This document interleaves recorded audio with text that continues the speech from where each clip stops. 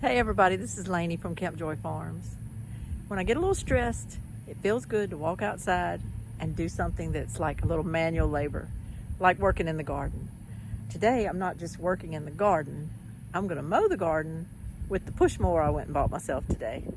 I had borrowed one from my brother-in-law, but it was time. I needed to get one for myself to get this garden back up under control. It's bad. But look at this. This is that garden that I got back into shape a few weeks back, and look at it. So, I bought me a new push mower. I mean, it's brand spanking new. I just mowed that little strip, and then I just wanted to film this really quick, but I'm fixing to get with it and take care of this garden. Number one, it needs it. It's bad. Number two, I need to blow off a little steam.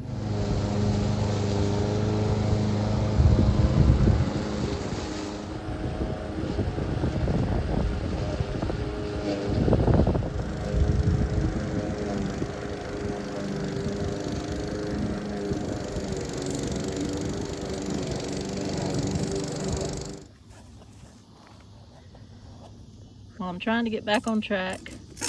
My mom stopped by with a friend, and that was okay. Then my husband wanted to go ride his four-wheeler, which he usually does about 7 o'clock in the evening, so that was okay. Then I came out here and promptly ran over a big old wad of jute string, which I think I used last year. I don't even know where this came from because I don't remember using any jute string this year. But it promptly wound itself around the blades, and of course my mower won't start. I've also found it won't start if it gets clogged up with grass, which I can understand, but it's kind of me and this mower kind of learning each other today. It'll be all right. It'll get better. Okay, I think I just about got it. And got it with one hand and filmed with the other. She's amazing. She's amazing. And I have another method of dealing with stress, and that is to buy seeds. So I've been on a little bit of a binge lately, in person and online. I bought me a few new seeds. I wanted to explain to you what I bought, why. Sometimes there's not really a great reason, but I wanted to explain to you what I bought, and I wanted to give an update on my opinion of the seed situation. So stay tuned. Well, I'm inside. I hope that's okay. This evening is kind of shaping up to be kind of like my whole week went. I hate to complain. I'm not really a complainer per se, but I'm going to complain a little bit tonight. It's been a tough week. We actually had a contract on our house that we got last week. And then this week, Tuesday, the inspector came. Well, he wrote up a report that was just worded so bad that I wouldn't have wanted this house for anything. And it scared our buyers away. Pretty much we lost our buyers. They're gone. They were a young couple. They just panicked and they're gone. And so it's been stressful because we've talked to the inspector, and I think he's very young. And he basically said, oh no, everything was fine. It's just normal stuff. And we're like, but you didn't write it like that. You wrote it like it was terrible, like our house was moving on its foundation. And I'm not kidding. He wrote that. He wrote it appears to be movement of the house on the foundation, excessive damage to the foundation, cracking of the sheetrock in the house, and excessive for a home this age. And we were like, what? Where is it cracking sheetrock? I mean, I didn't even know what he was talking about. And there are some fissure cracks on our bricks outside in a couple of spots that have actually been there the entire time we've owned the house. It happened like right after we built, and there they are. You know, there's some brick cracking, but that's about it. I never noticed anything with our foundation. We've never had anything in the inside of our house have any trouble at all. We have 3-foot footings under our house, 3 foot deep. My husband made the contractors put 3-foot footings under this house. And so movement of our foundation would be very hard. It's not impossible, I guess, but it would be very, very hard. So the realtor talked to him today, and he was just very nonchalant and just normal stuff.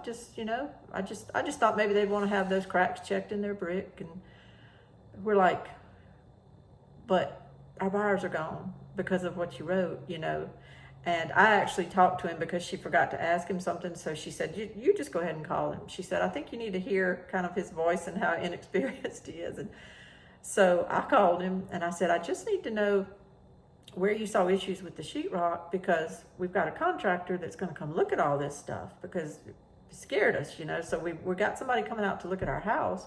Where was the damage on the sheetrock?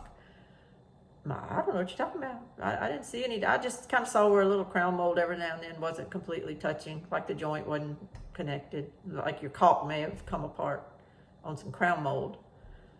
I was like, oh my gosh, you're kidding me. You're kidding me.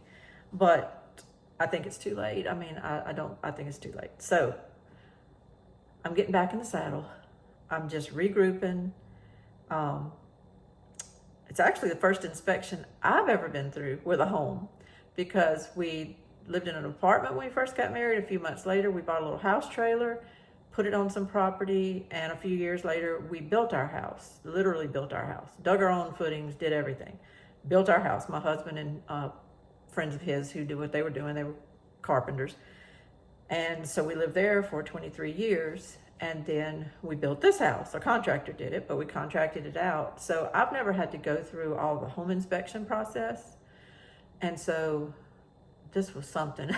This was like, my daughter sent me a copy of hers from one of her homes. They have bought and sold several homes, so they've been through it before. I haven't. And she's like, Mom, they do that on inspections. They do that.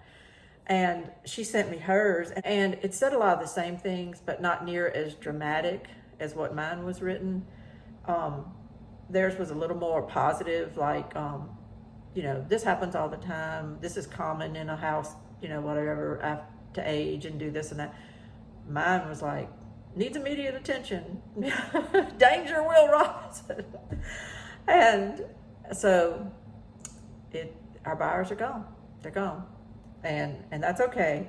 I have a feeling that it's for the best. I have a feeling we're just going to regroup. I'm getting back in the saddle. I say my evening went this way because after I got that string out a while ago and got the mower back up and ready to go, it wouldn't start. It wouldn't start. And I tried and it just flowed. So I got 3/4 of my garden mowed and couldn't finish. So that's par for the course. It's just par for the course. I don't feel like anything is getting completely done and the way it needs to be. Nothing is being followed through. This is me pouting right now. This is just me pouting. I'm sorry. It just seems like the follow through of a lot of things right now is tough.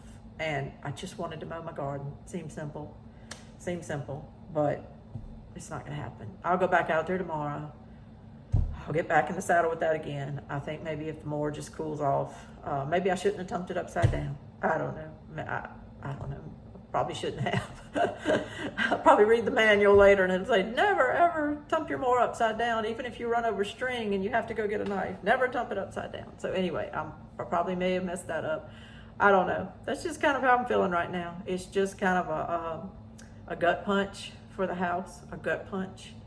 And I mean, if I am still having an inspector come out to look at our brick issue, if it is a big issue, and I'm hoping it's not. I'm just hoping, something normal about it.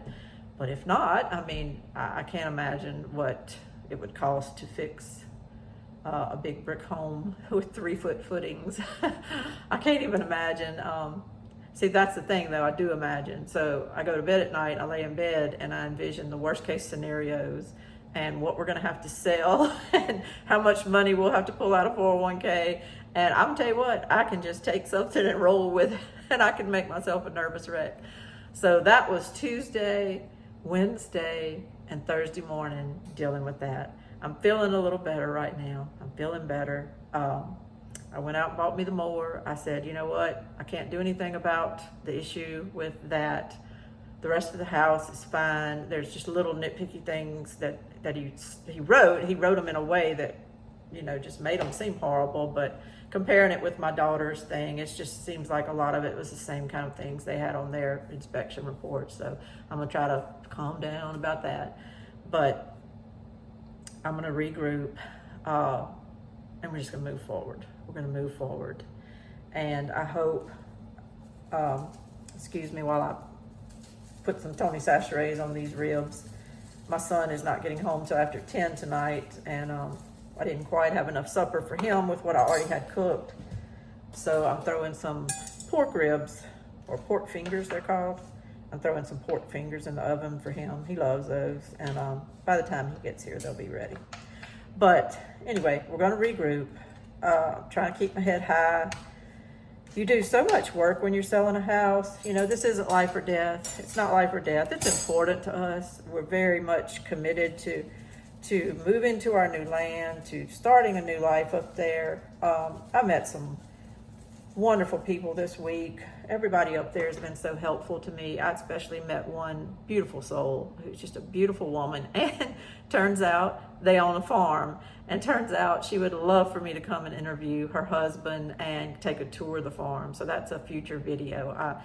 God is so good, and I, you know, every time I kind of get to feeling down about something, I just have people. I'm so blessed because I have people just step up and call me out of the blue. One of my friends happened to call me yesterday morning, and right at the time I really was just feeling terrible about all this. And they actually had a car run through their house one time. It came into their daughter's bedroom, hit their hall, and knocked the master bedroom and bath framing off kilter, and they had to have just tons of work done, tons of work. So a little crack in my brick is, I'm in a lot better shape than that. So, but she was the one that happened to call me yesterday, so it was just funny. I was like, okay, this is God, you know, telling me, get a grip, you know, if they can get through that, you can get through this, and I will. And then my other good friend called me today and just blessed me with a long phone call, and I was able to just get it out, talk to her, and tell her everything, so that felt good. Then my daughter called this evening and gave me some encouragement. She ordered a little gift for me to kind of help with things, so that was sweet. And then I was able, you know, thank goodness I have the ability to go get this mower today, because it's making me feel like I have a little bit more control to keep the garden looking good, to keep a couple of areas of my yard looking good that my son, it's hard for him to get with the riding mower. And also the reason he's getting home late tonight is because he's starting class a few nights a week at a technical college in instrumentation, and so he works all day, and then he's going to be doing this a couple nights a week in the evening, and it's just, he's going to be tired. And he's going to be, his schedule is going to be kind of funny right now, so I don't want to 100% depend on him to always have the grass cut if somebody should come to look at the house. I want to be able to run out there at least to do my front and around the perimeter of the house. I can't do all the land, but I can do some of it with the push mower. So anyway, that's that, and I'm just gonna let it go this evening. Okay, I got that in the oven. Now let's go look at those seeds, because seeds, they make me happy. Seeds bring me up and just fill me with joy, and I need to be filled with a little bit of joy right now. So let's go look at my seeds. Okay, since my son's not home, I've snuck up to his bedroom, and I'm gonna film up here. Get tired of filming in the same places that I normally do. Okay, a couple of videos ago, I did a video about perennials, and I listed 14 perennials that I had done a little research on, 13 of which I was going to try to order or procure to start growing in our new property whenever we move up there. I eliminated the rhubarb after some thought, because I didn't realize that the leaves on rhubarb are poisonous to children, well, to everybody. And I have grandchildren that are little, and I can't control, I guess, whatever they might grab and eat or put in their mouth. So I certainly didn't want to have rhubarb plants in my yard up there as a perennial that would always be around. So I scratched that off. But the remaining items, sorrel, chives, asparagus, Jerusalem artichokes, globe artichokes, horseradish, watercress, garlic, kale, Egyptian walking onions or any bunching onions, good King Henry, I'll talk about that in a minute, lovage, and ramps. Those were the other items that I chose to maybe try out up at my property.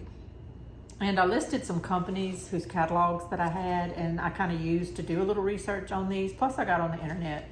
But it was Johnny's, Holmes, Fedco, Seed Savers, Territorial Seed, Harris Seeds, and Baker Creek.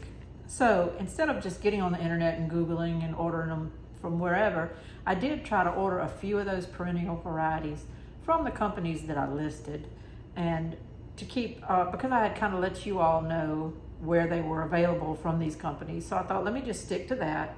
So that's what I did. Now, I haven't gotten everything. Not everything was available. I told who had it in their catalogs, but I also mentioned that I didn't know if those catalogs were up to date with what they still had, or if when you got on their website, they might be out, or there were some items that they might have not shown in the catalogs that might have been on their websites. I did run across that in a couple of things, but I pretty much just featured what they had in their catalogs.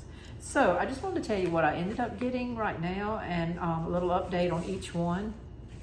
For the sorrel, I did find a perennial variety called French sorrel, and I got that from Territorial Seeds. They have beautiful packaging. These are supposed to grow about 18 inches, but the French sorrel is something that you can cut and come again, cut back in the wintertime, and it will keep coming back. So I'm excited to grow this. This is supposed to be one that doesn't have as much of that oxalic acid that gives you a stomachache when you eat it. It's supposed to be kind of low in that, so that's a good thing. The second item on the list was chives, and I ended up ordering some of those from Territorial Seed. Ordered some chives from them. And I also ordered some while I was on the website from Fedco Seeds. And they just put chives on their packet, but on their website, what I ordered was called Nelly chives. It says on here, perennial, open pollinated, sow seeds in the fall or spring in rich soil and divide clumps every third year. So definitely a perennial, and I can't wait to get some chives going that I'll always have, hopefully, in the ground. I ordered asparagus seeds. I ordered these from Territorial Seed. I got seeds. Ideally, I guess it would be better to order some crowns. If you order the crowns, it puts you a year ahead, because asparagus can take 2 to 3 years to really start producing, and the crowns give you that year jump.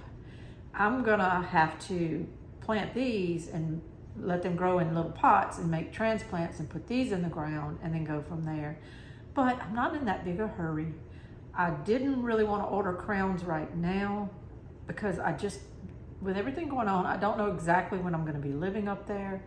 And so rather than do it that way, I just went ahead and ordered the seeds. For me right now, that would be the easiest. However, if you're wanting to grow them, you might want to go ahead and just get the crowns and save yourself that year. Okay, for the Jerusalem artichoke, I wasn't able to get any of that right now.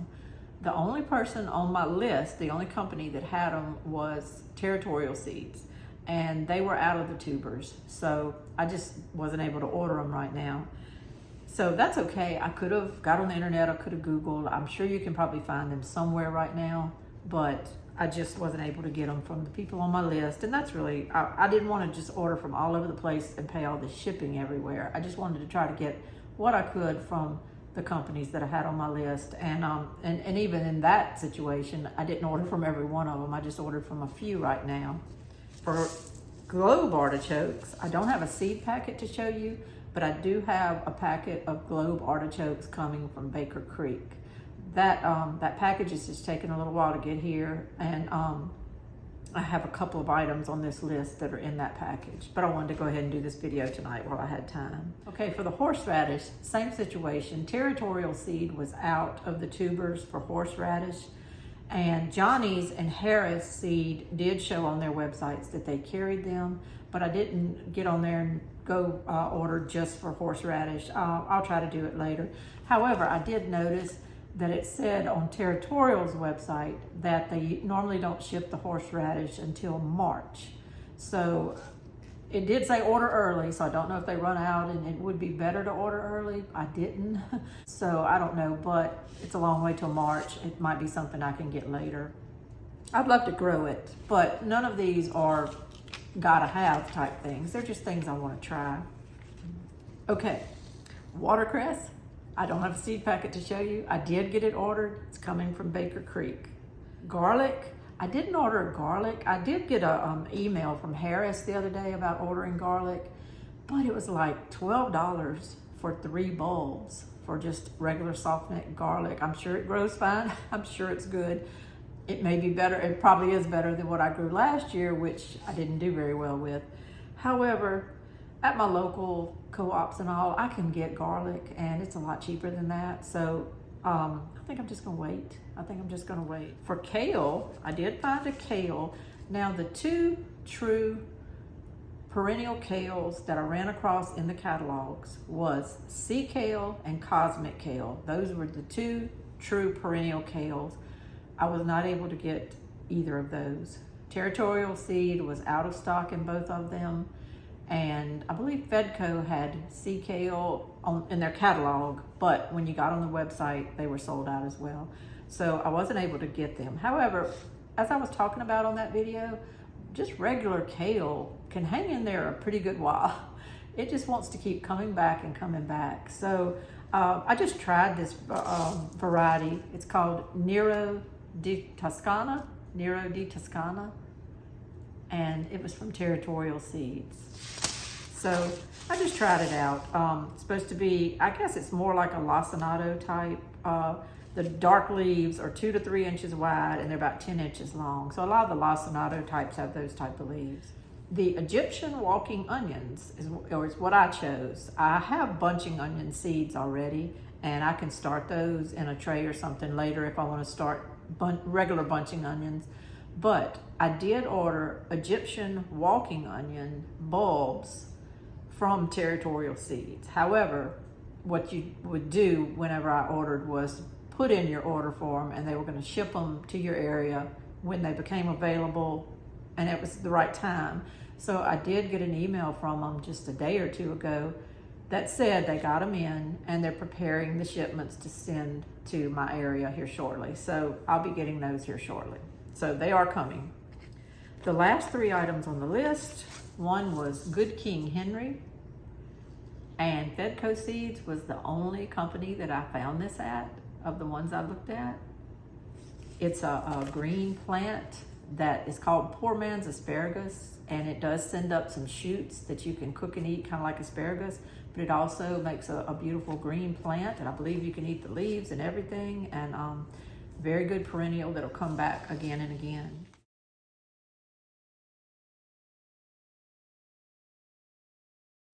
And then ramps, R-A-M-P-S.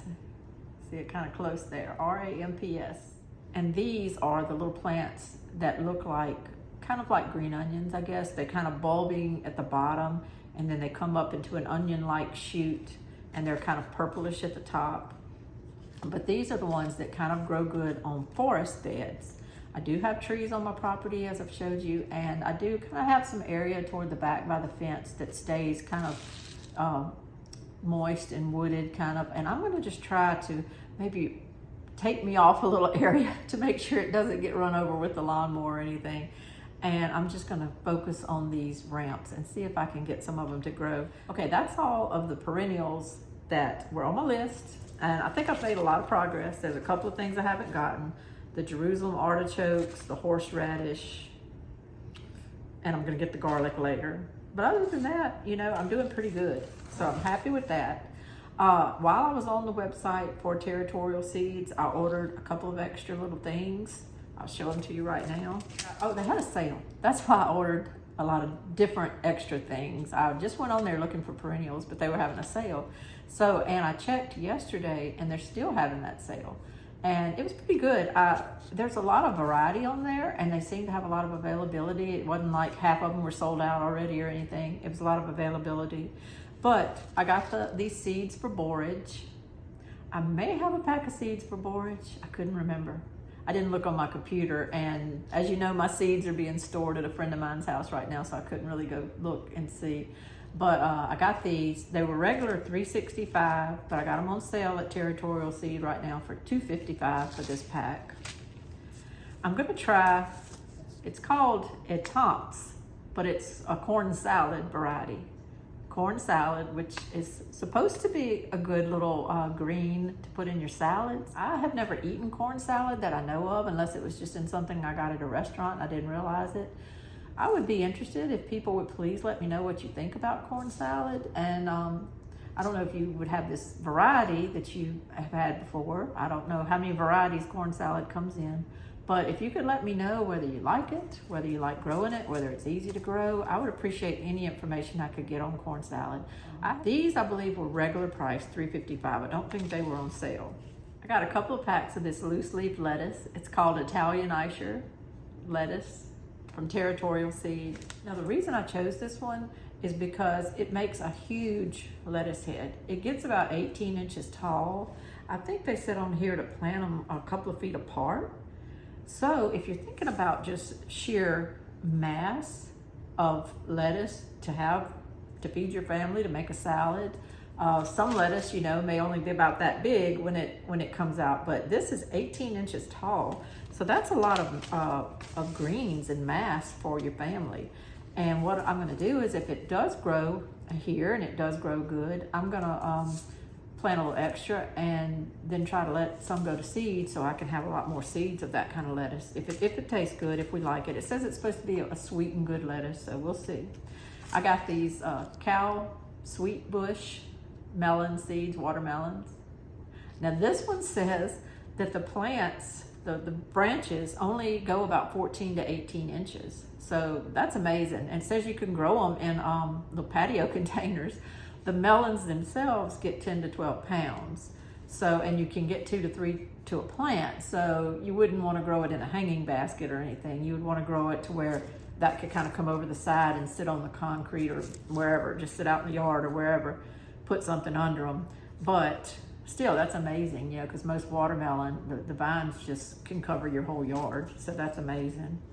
I got some Minnesota midget cantaloupes. My husband eats a cantaloupe every morning, well, part of one, and I had to go to the store today to buy one. So this year, I only ended up with maybe 4 or 5 he was able to eat out of my garden because the dadgum deer got after him and everything. But next year, I hope I can grow a whole lot more. I forgot to say, I'm gonna go back and tell the cow sweet bush watermelon seeds, they were regular $4.15, but they were on sale for $2.90.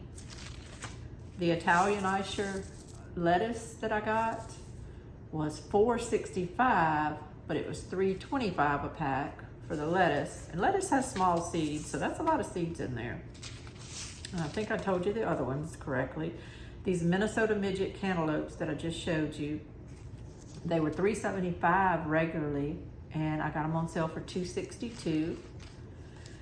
And then I got a couple of packets of Zermatt leeks from Territorial Seeds. And these are supposed to be really good as baby leeks, but then they could grow bigger too if you want them to. They were regular $3.25, and I got them for $2.27 a pack. And from Fedco, I got 1 pack of General Lee cucumbers. I love cucumbers. I've got a lot of cucumber seeds already, but I could always use more. I've got a lot of every seed already, but I could always use more. I love seeds. I just absolutely love them. Okay, the last part of my seed saga here is I did visit a couple of my local co-ops. And when I say local, they're about an hour away from me, each one in a couple of different directions. But I went to one the other day, and I got a packet of Ford Hook lima beans.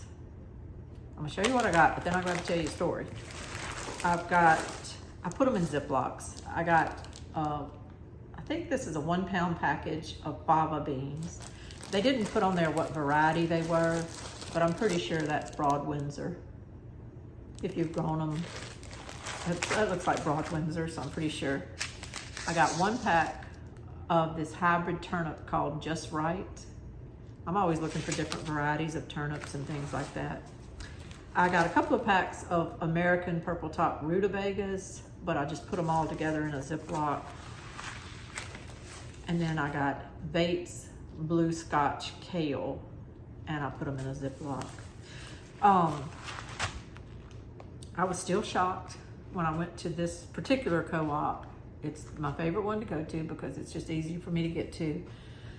And I had done a video a while back called, "Is it a stormy time for seeds?" or something like that. And I discussed how the co-ops in my area just have not been able to get seeds in a year.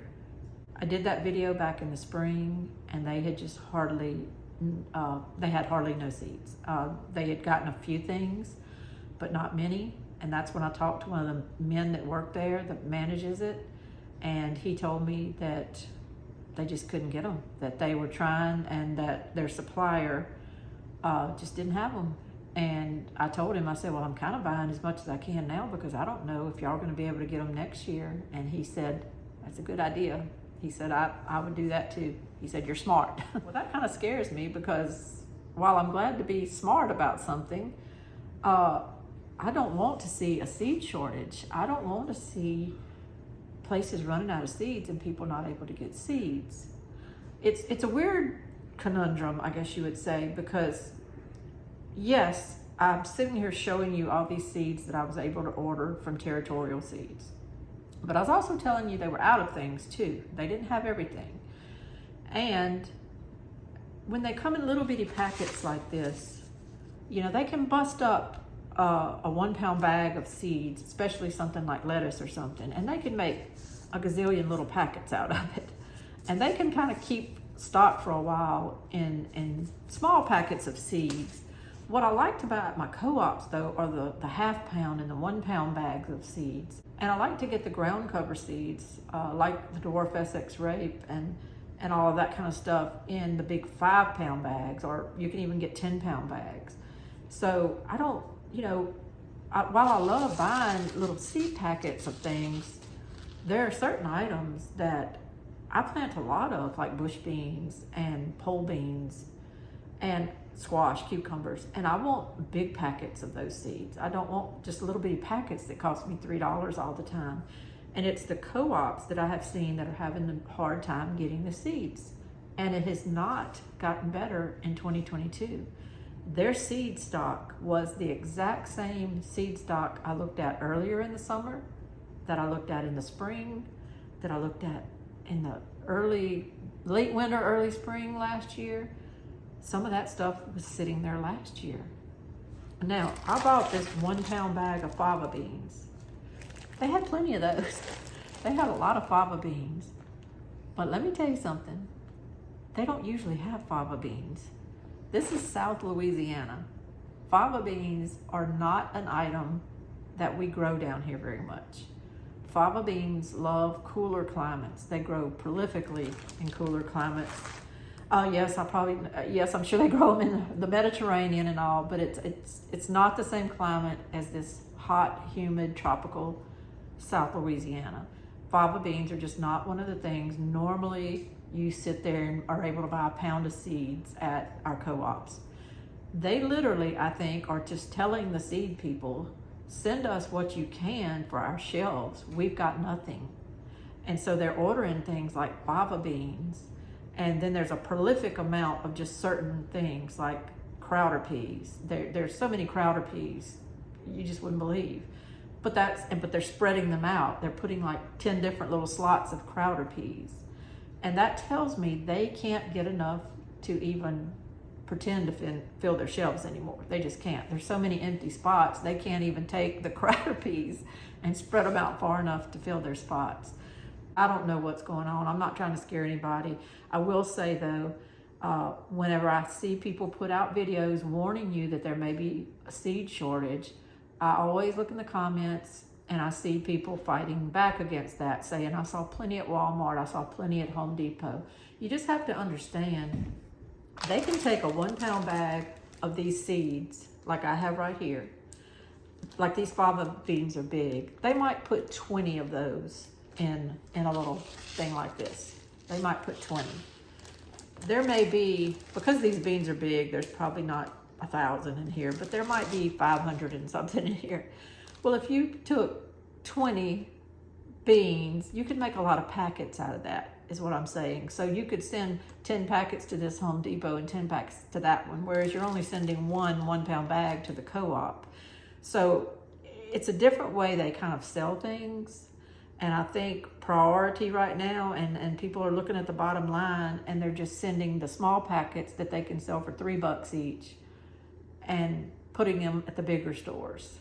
And I think, it's just my opinion, that the vendor that sells a lot of these seeds to the co-op is probably just diverting their seeds to other buyers that are paying more for them to keep those on the shelves at the Home Depots and the other places. Because it's either that or there's just simply no seeds. I mean, the seed service division that services these co-ops is just not getting the seeds. They don't have the variety, they don't have the quantity. And that's scary because they are a big distribution outlet that serves all these co-ops. So if they're not getting seeds and they can't deliver them to their co-ops, what does that say? Is there just tons of plants being grown right now that are all of a sudden going to have seeds ready for next year when they couldn't get seeds ready for 2022? So it's very scary. I would take it serious. I would definitely listen. And I would purchase what I can while I can. And I'll give you another example of that right now. I went to another co-op about an hour from me in another direction.